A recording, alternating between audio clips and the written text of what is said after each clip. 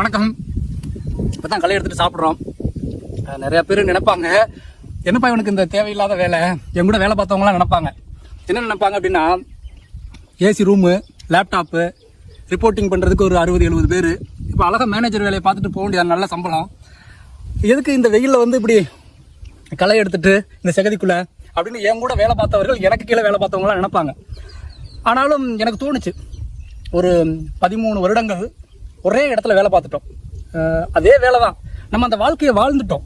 கோட்டு போட்டு ஏசி ரூமில் லேப்டாப் வச்சு இப்படி அந்த வாழ்க்கையெல்லாம் வாழ்ந்து முடிச்சிட்டோம்.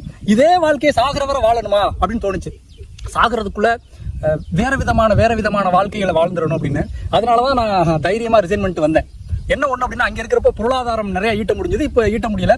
ஆனால் ஒரு மகிழ்ச்சி, ஒரு இப்படி பாருங்க, பச்சை பசேரென்று புல்வெளிகளை பார்த்துக்கிட்டே சாப்பிடக்கூடிய ஒரு வாய்ப்பு ஒரு 13 வருஷமா எனக்கு இல்லை. ஏன்னா எங்கள் அப்பா வந்து என்னை வரவிடலை. உன்னை இதுக்கு தான் படிக்க வச்சேனா, இதுக்கு தான் கஷ்டப்பட்டு உன்னைய காலேஜில் போய் படிக்க வச்சேன் அப்படின்ட்டு அவருடைய கஷ்டங்களை சொல்லி நீ விட்டு வரவே கூடாது அப்படின்ட்டாரு. அதனால அவருடைய பேச்சை கேட்டுட்டு நம்ம 13 வருஷங்கள் பயணிக்க வேண்டியதாயிடுச்சு. ஆனால் இப்போ அவர் எங்கள் அப்பா வந்து இறைவனடி சேர்ந்துட்டாரு. அதுக்கப்புறம் சரி நம்மளே வாழ்ந்த வாழ்க்கையை வாழுவோம் அப்படின்ட்டு எங்கள் அப்பா இறந்ததற்கு பிறகுதான் என்னால் இந்த மாதிரியான ஒரு வாழ்க்கைக்கே வாழ முடிஞ்சது. ஏன்னா நிறைய விவசாயிகள் நினைக்கிறது என்னன்னா, விவசாயத்தில் ஒன்றுமே இல்லை, அது அப்பா அம்மாவுக்கு தெரியும். அதனால அவங்க என்ன நினைக்கிறாங்கன்னா, பிள்ளைய படிச்சு பெருசாக்கி ஆளாக்கி அனுப்பிச்சிடணும் அப்படின்னு. அதுதான் உண்மை, அதையே செய்யுங்க. விவசாய பிள்ளைகள் எல்லாம் ஒரு பெரிய கம்பெனியில் போய் நல்லா வேலை பாருங்க. நான் யாரையுமே விவசாயம் பார்க்க வாங்கன்னு சொல்லலை. ஆனாலும் சாகிற வரை அந்த வேலையவே பார்த்துடாதீங்க. ஏன்னா வாழ்க்கை வந்து ஒரு வட்டத்துக்குள்ள முடிஞ்ச மாதிரி ஆயிடும். ஒரு 15 வருஷம் வேலை பாருங்க, நல்லா சம்பாதிங்க.